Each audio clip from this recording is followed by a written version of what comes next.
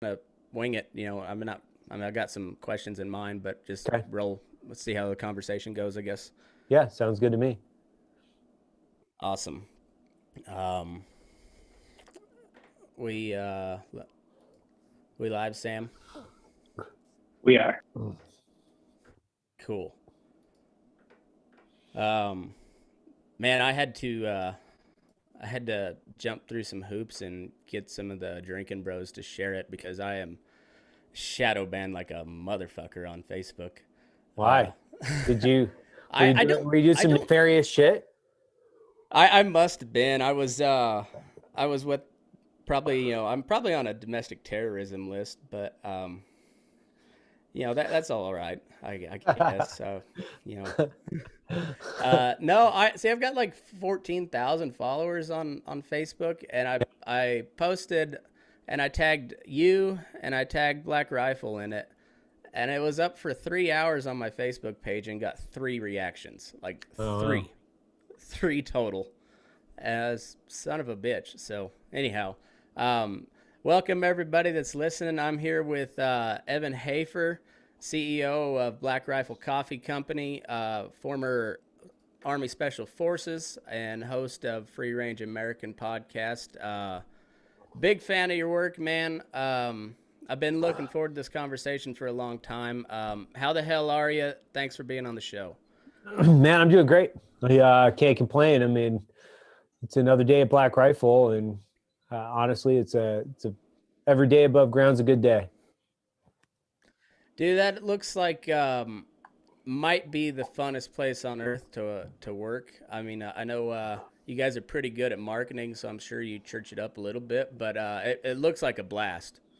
Uh, yeah, I think that there are people that at times I think you can church stuff up, but for the most part, what we do is what you see is what you get. So it's exaggerated versions of ourselves. My CEO puppet thing that I did. I'm I'm irreverent and I make really horrible jokes, but I make a lot of jokes, and I have a lot of fun with the people that work here. Uh, so I look at it as an opportunity to kind of show people what's going on in Black Rifle, because there are a lot of cool people that work here, and I just get the opportunity to be the guy that represents them, like on podcasts and news or whatever it is, right? Yeah. Um, it's weird. It's weird talking to you because I feel like I know you because I've listened to you for hours on end, whether it be through Drinking Bros or Free Range American or what launch Launch code, was code. that the other Yeah. one you Yep. launch code? Yeah. And I was a big fan of all of it. And it's like I feel like I've been there with you, but we've never outside of talking on a few messages on Instagram. Like you don't know me from Adam, and it's that's got to be kind of weird, I'd imagine. Yeah, no. I mean, I think people have a direct connection, I think, from my podcasts or social media or videos or whatever, which I think is a fairly accurate representation of me. And then I have a fairly accurate representation of my customer in my mind, right? It's like I know there are a ton of guys out there. That's one of the reasons why I say yes to shows like this, is because you've been following us for a long time. I can tell that you're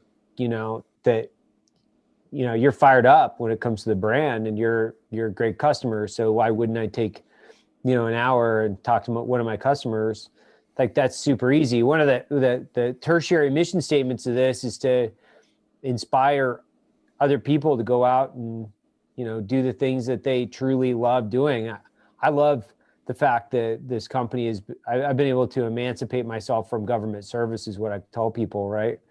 And Mm-hmm. I was stuck in a job that I didn't really like, and I've been super fortunate the last few years to be able to have a rad company full of great people. So you feel like you know me, but it's like I feel like I know my customers relatively well too. So we're all in the same ecosystem. You know, even though I might not met you directly, I've met thousands of our customers, so it's fairly easy for me to. I don't want to generalize you like that. I'm just saying, like, I feel like I know you already too.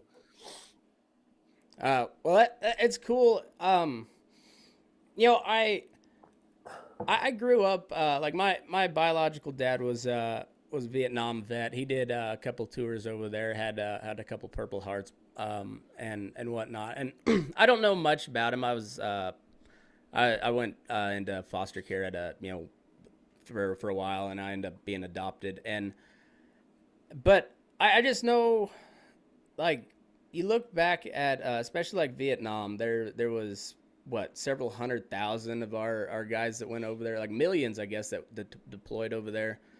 Something like 100,000 that died, and who knows how many Vietnamese. And you're just like, you look back through all of it, and you're just like, man, what the hell was that all for? But like, I love hearing the stories of like the camaraderie, and I wanted to be Army when I grew up, and I tried to get into the military, and I got bad eyes and whatever. I guess I hear there's waivers out there. I don't know. But we've always admired, men and women that serve the country, especially coming from, I grew up in Southeast Colorado, and Bible Belt area, and very strong, patriotic, support the military, support the troops, support law enforcement, all that. And you kind of look at what's going on. Here we are 20 years later, we're still bogged down overseas. And I don't know what the number is now, but it was like 22 veterans a day committing suicide. And a lot of it was just like, you send a bunch of kids over there to fight people that you don't even know who you're fighting a lot of times. And I guess, like, what the hell is going on in the Middle East? You were very intimately involved. Like, can you kind of like short form wrap up like what is going on over there? It's hard to short form wrap it, but you have to trace the history of the Middle East back to, honestly, you have a combination of things happening. So I'll kind of do my best to summarize it, which is you have tribes, obviously, throughout the entire Middle East, and you have tribal disputes. And then you have three main, give or take, four main religions. But you have two main sects of Islam. So Sunni and Shia, and then obviously Christianity and Judaism, and you have a few more. I'm not like Sufism and a bunch of other religions. So you've got hundreds of tribes, a handful of main religions, and then you have the foreign influence. But if you look back and you say, okay, well, what's really going on? You have people that don't like each other because they were in different tribes. You have people that don't like each other because they're of different religions. And then you had the post-World War I, we'll call it the Ottoman Empire, as it was carved up across the Middle East, based on, we'll call it Western ideals, is how they drew maps.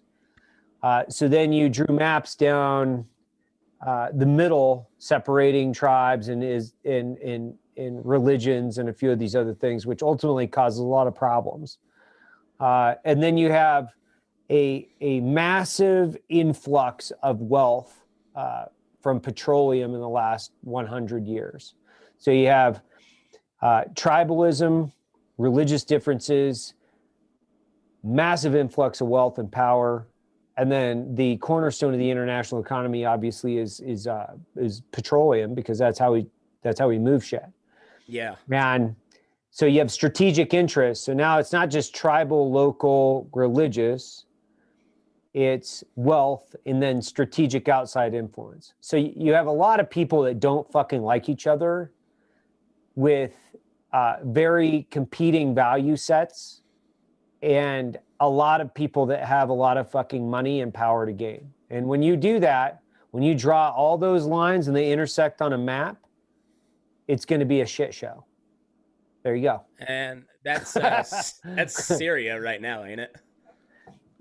Well, yes and no. I mean, Syria Syria has a combination. It's a, you call it a proxy war in some circumstances between Russia and the, we'll call it NATO allies.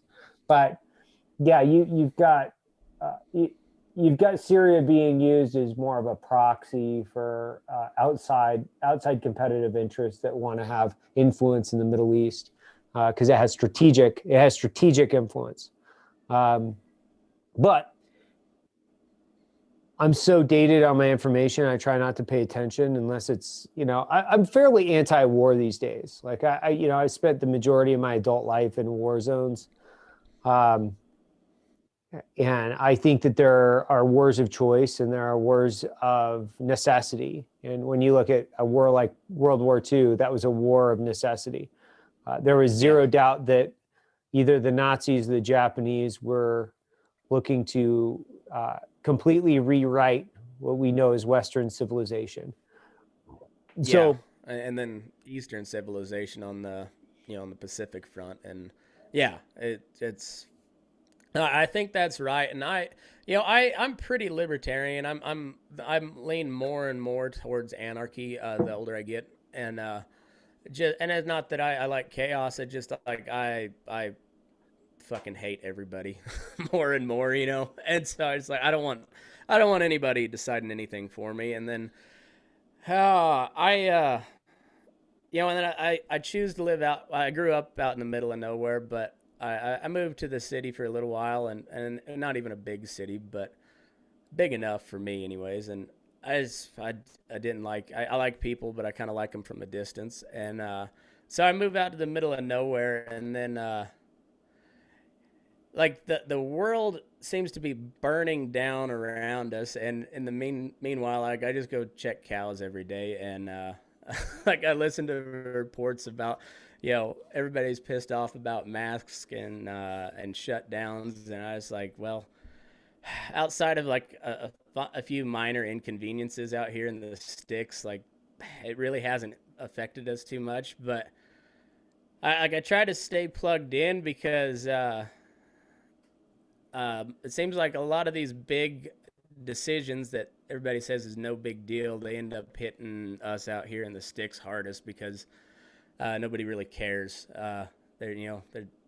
We grow food for people, but nobody really gives a shit. And then they tell us how to grow their food, and it's good to hear guys that kind of like you, like the veteran community, like everybody like talks about. Everybody loves the military. Everybody loves the American cowboy, but nobody really wants to know what goes on, like nobody wants to know what goes into their food production. Nobody wants to know what goes on overseas, because, hey, we'll put a ribbon up, we'll fly the flag, but like, we don't want to see those images and stuff. And, so it's cool to see somebody like you get a huge platform, especially following how you guys come up. And like when I saw you and Matt Best get on Rogan, I was just like, fuck yeah, dude. I'm tuning out the afternoon. I'm gonna hear some, Rogan's gonna hear some real shit for once. And it was fucking cool, man. Like congratulations on that. That's a big deal. Yeah, he's a good guy.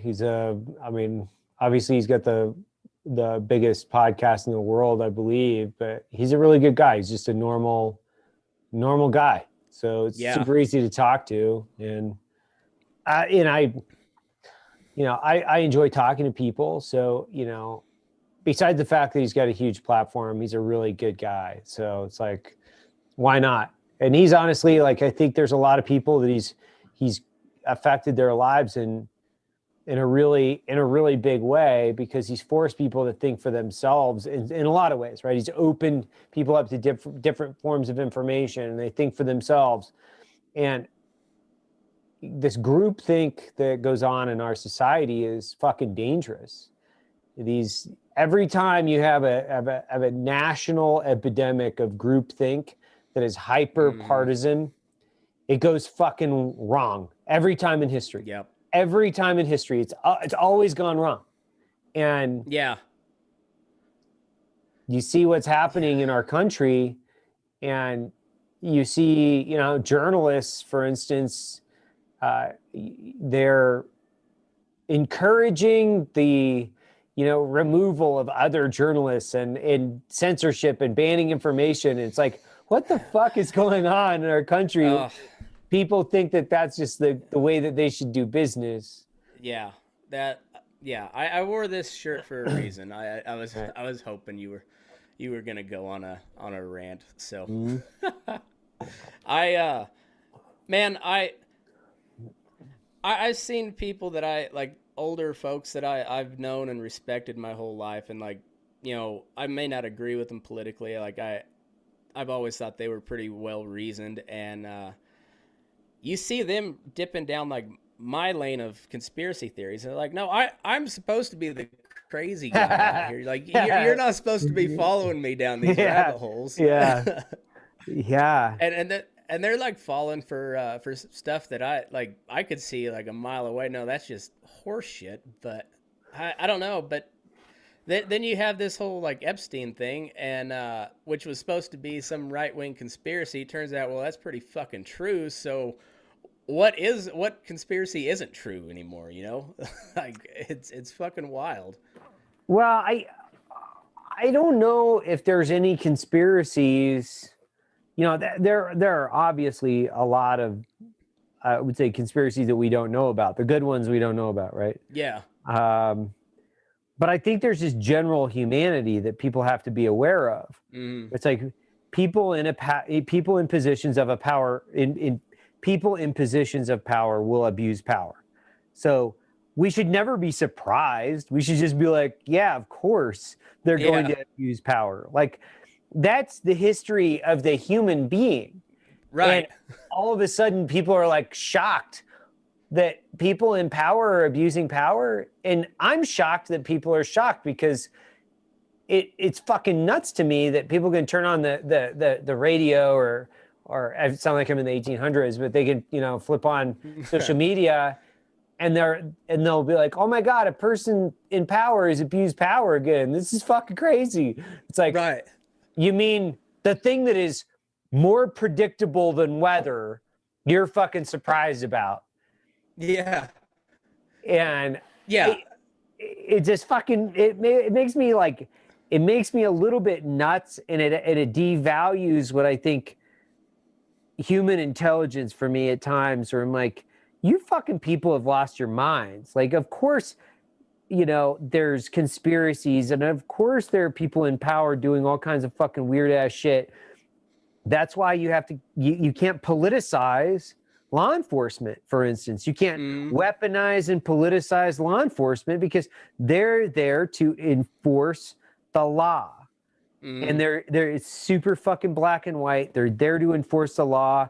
And that's when you need to roll people up, because they start getting fucking crazy when they have a little bit of power. They do. And it's like, that's why you always have to, being a skeptic and questioning people in power and questioning authority, that's a good thing for society. I don't comprehend this lockstep marching that people do, whether you're Republican or Democrat, with just party line politics. It doesn't make any fucking sense to me. People need to start thinking for themselves. They need to start looking at alternate forms of media, and this country would be much better off, because they get locked into these fucking groups, and they get radicalized on both. I've seen it both on the left and the right, where you're like, this is fucking nuts for both you guys. And I've just disconnected from it. I'm like, I got my thing. This is what I do. I have terabytes of me talking shit on the internet. I haven't changed. I'm just like, I don't give a fuck anymore. Like, people can do whatever they want. I remember I messaged you when you were getting canceled by the right wing, which was fucking hilarious, by the way. Yeah, it's super hilarious. What the fuck was that? I mean, like, I mean, obviously not hilarious from your angle, but I mean, No, you're like, it is. all right, It is so funny. you're what, 20 years in the military? Government service, like combined military and State Department and the CIA. Yeah, yeah. Yeah. So 20-year veteran, seen combat, a lot of combat, spent most of your adult life overseas. Mm-hmm. Came back, started a company from scratch with a the goal, publicly stated goal, went viral to hire 10,000 veterans. But for some reason, because of the $500 bet that you lost and had to donate to Obama, and then Tulsi Gabbard or whatever, now you got Big Heavy Country or whatever slapdick YouTuber coming at you because you didn't pay for Kyle Rittenhouse to get out of prison or some shit. It's like, I don't know, where man. the fuck are we going here? Well, since then we've actually talked to a lot of those guys. Like, we've talked to that guy, Heavy Duty Country, for instance. We had him down at the ranch. He gets our position, and a lot of people they didn't quite understand what I was doing or why. Like, he's a 17-year-old kid, and as a guy that has an experience with taking life, it's a tragedy, man. I don't give a shit if anytime a 17-year-old kid has to take somebody else's life, it's a tragedy. And then they came back and they're like, well, those guys were shitbags. I'm like, he didn't know that at the time. And I'm not disputing the intricacies. I'm saying the guy's life, he's 17 years old. It forever changes Shouldn't him have been in a there negative to way. start with. Well, Shouldn't either have, way, shouldn't have fucking been there. Either way, I'm like, for me to have said, yeah, it's okay or ethically acceptable for me to profit from this event, I would never do that. Yeah. Oh, absolutely. Yeah, you're absolutely correct. And so when I said no, we don't profit from this, there's a big uproar in the right. They were like, well, I can't believe you wouldn't support him. I'm not a fucking attorney. I sell coffee and make dick jokes on the internet. People fucking forget that. Like, I have a puppet. Yeah. For Christ's sake. Like, to say that I'm not pro 2A is just fucking patently false. To say that I'm not, a real conservative is fucking patently false. It's just like, but if you're not lockstep with everything that they talk about and all their talking points, then you're going to get fucking hemmed up. And listen, man, I don't give a shit. Like, and people always thought, like, oh my God, I can't believe what happened. I'm like, hey, man, I roast incredible fucking coffee. I've got a fucking great company full of great people. That didn't affect fucking jack or shit for my sales. Yeah, did I have to clean up some dirty diapers on the internet? Yeah, I sure did. But at the end of the day, I get to walk into a company with 450 people in it and high five and backslap and roast coffee and make dumb videos with a fucking puppet. I get that. I have that life every day. I have like a dream life with a cool wife that loves me, 2 badass children, a fucking awesome company. Like, there's a lot of miserable pieces of shit on the internet, and they just want to talk shit. That's what they do. That's their thing. But I already won. I already won. Like, it's like I already won the game, man. The game is to be fucking happy and to create something cool. I think that's my game.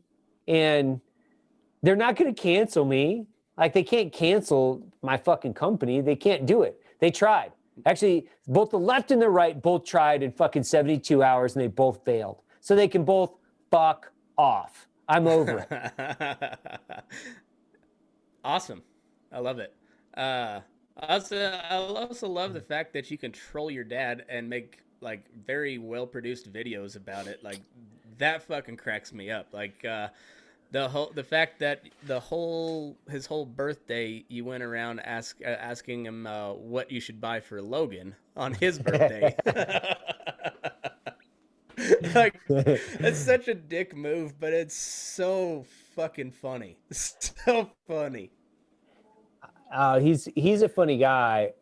he takes everything so serious too. It's interesting because, you know, I grew up with him and he's always been a fairly serious guy, but I'm not really all that serious.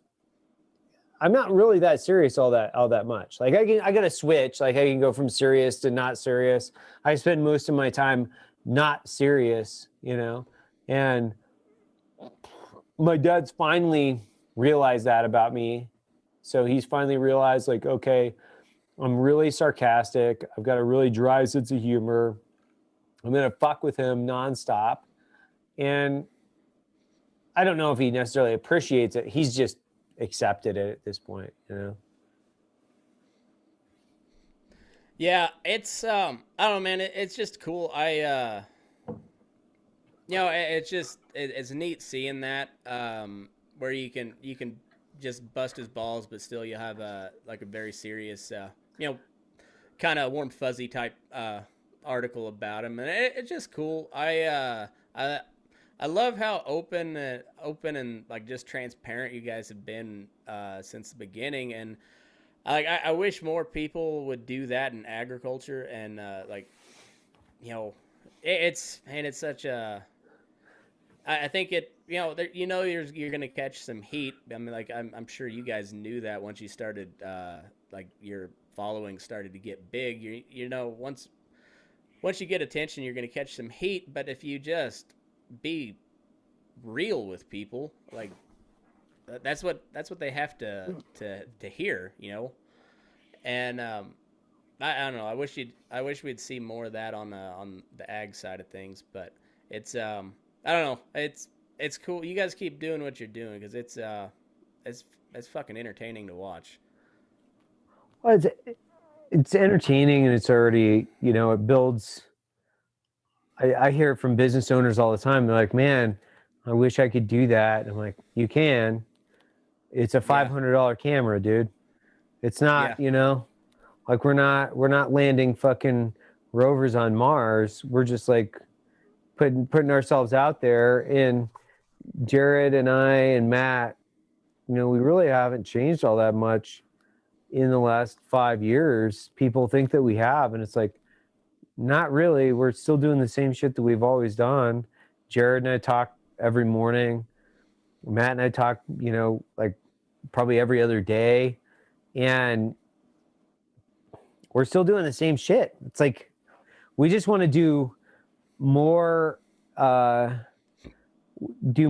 epic. When I say epic shit, it's like, you know, we jumped a helicopter, you know, like in flight on a motorcycle, and the internet didn't even like pay respect. It's like we fucking jumped a goddamn helicopter with a fucking motocross rider, and it's like that's the kind of shit that we do, and people, you know, and people are only going to see more and more and more of that in the years to come because we're really, really creative people, and that's the way we like to stay creative. We like to stay where we're constantly evolving the process, and people are only going to see more and more of that as the years come.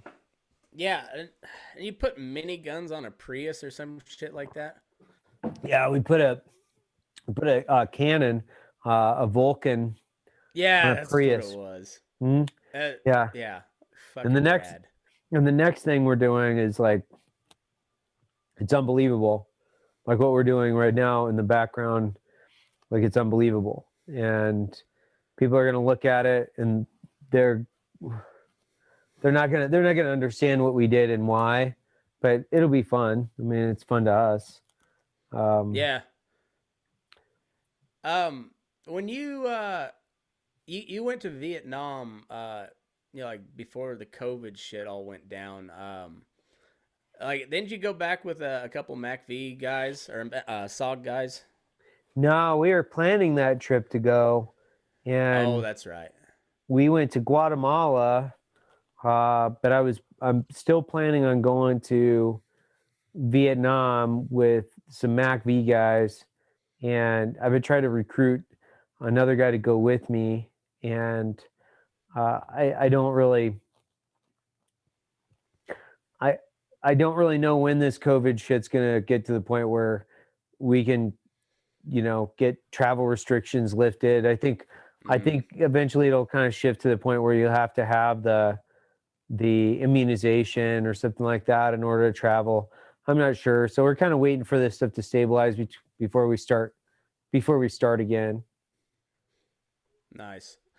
Well, yeah, my little I got a little brother from Vietnam. He grew up in Oh, really? yeah, he's on the streets in Nha Trang. Wow. Yeah, his my one of my uncles was served over there, so they got to know each other pretty well. It's kind of cool. That's Um, cool. yeah. Um, I forget where I was going.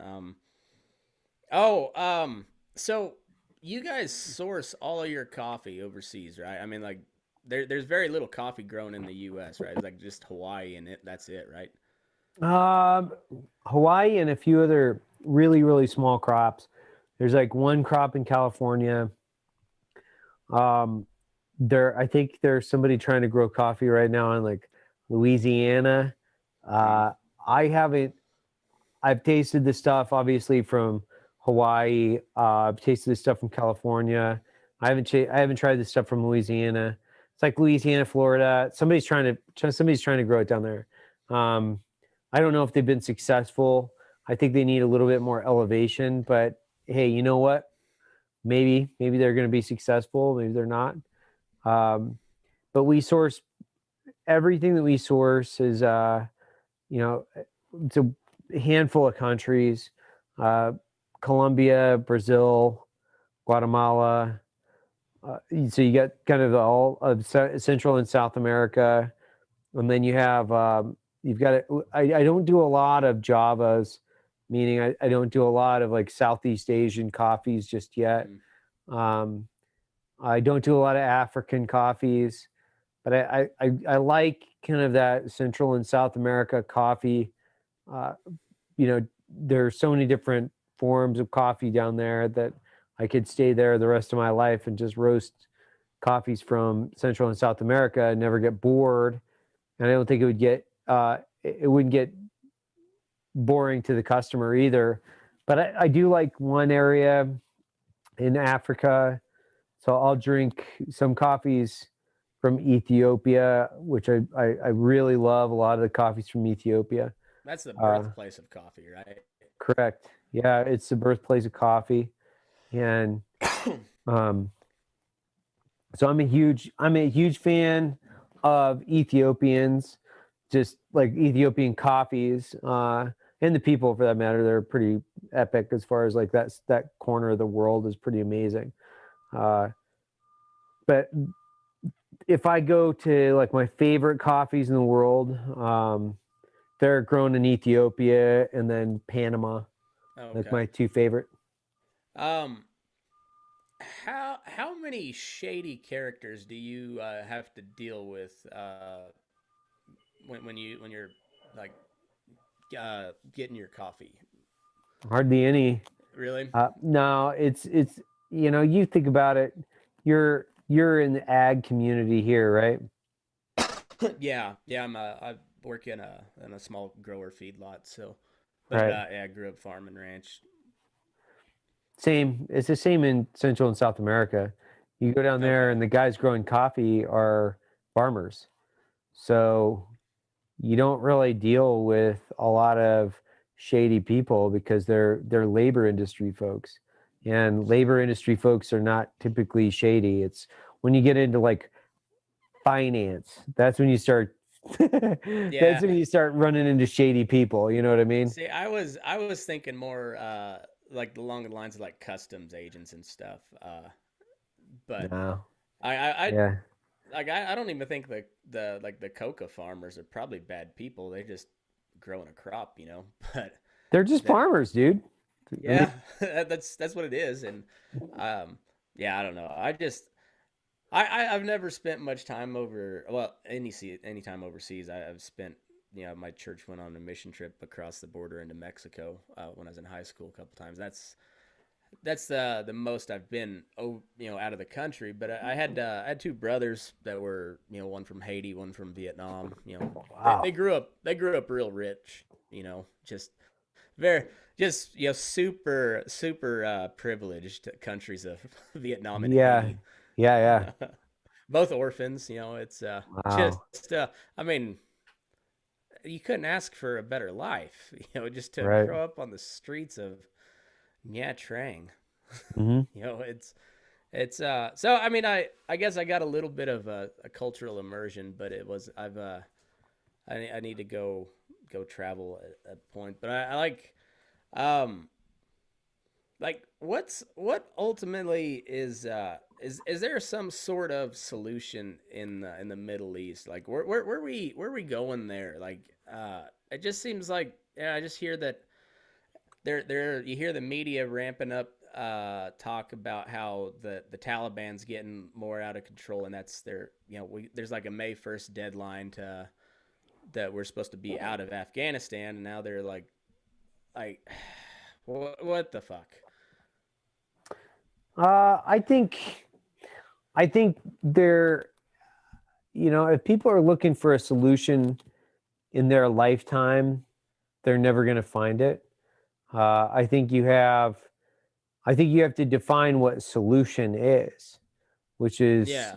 if you have to say, is there going to be peace in the Middle East? No, not in our No. lifetime.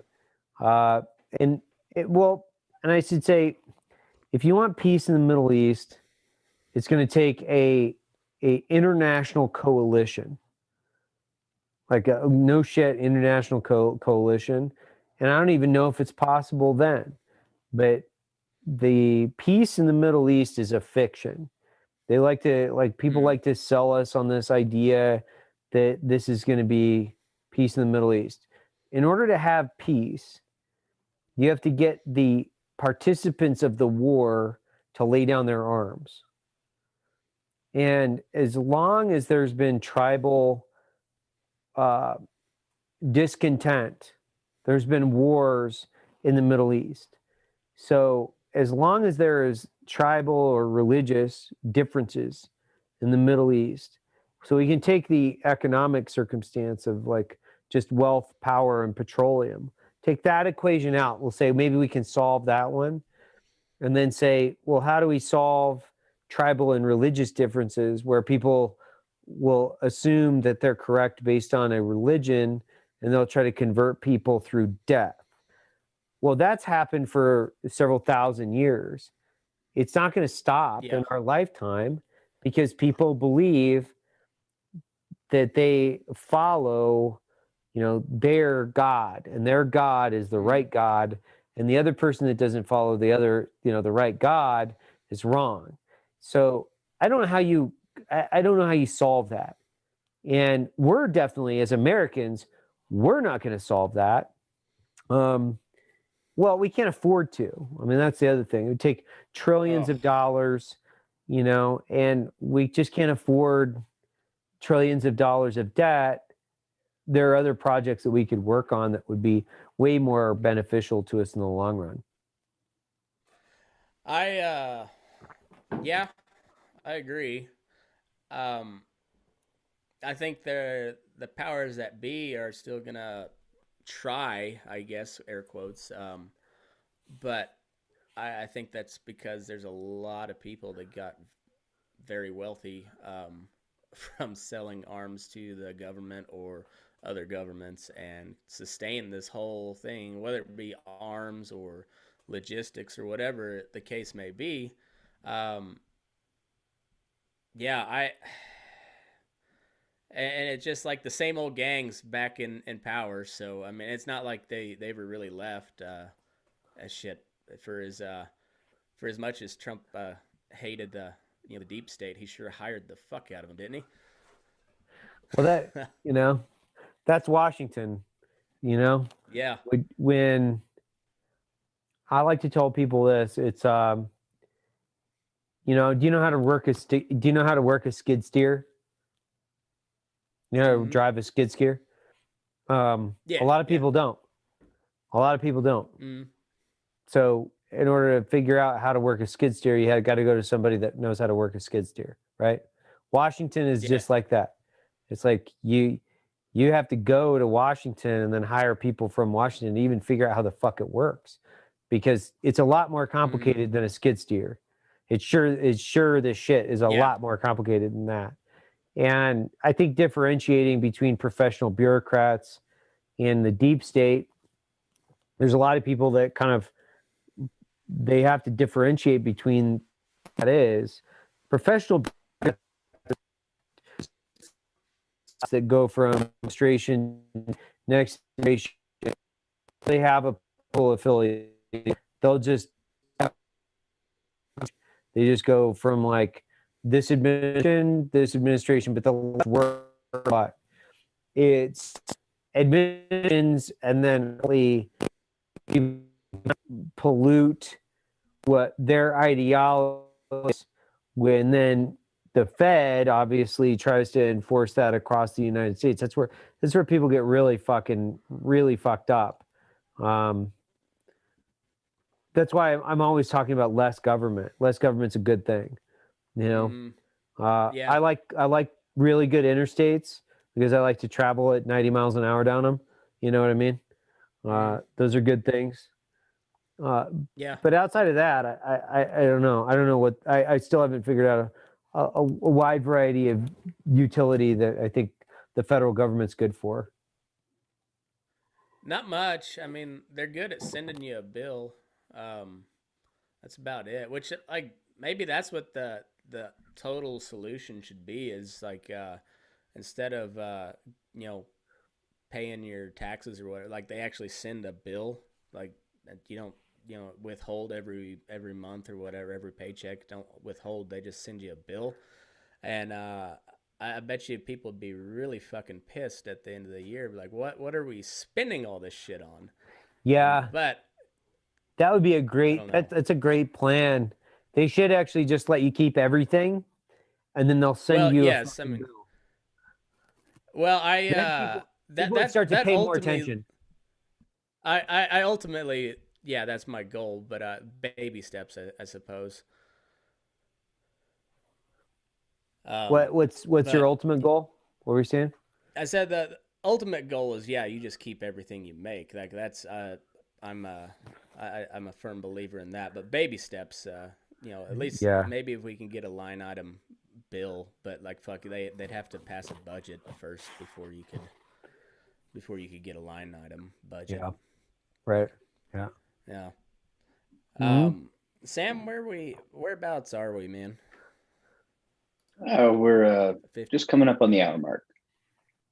Oh, okay. Shit. Well, we're gonna wrap that up for the free show. I'll keep Evan as long as I can here for a little bit. Sure. For the Patreon subscribers, but Evan, if you wouldn't mind, tell everybody where they can find you, what the deal with your subscription, the coffee company, everything. Yeah, so you can go to blackriflecoffee.com. The best deal is to subscribe to one of the coffees. Go through, take the coffee quiz. It'll kind of show you what you like, what you don't like. I'm at Evan Hafer on Instagram. I post somewhat frequently, I guess, but blackriflecoffee.com and Evan Hafer. That's pretty much the two places. And I'm still the guy. I design all the packaging and all the designs. So everything that I do is, still me doing it. Awesome. Well, man, I appreciate it. If you wouldn't mind signing us off. Sure. And so what is it? Get your ass moving. We're burning daylight. Close enough. Close enough. What was it? Tell me again. Awesome. What was it? Move your ass. We're burning daylight. Yeah. Move your ass. We're burning daylight. Yeah, that's easy. Fuck yeah.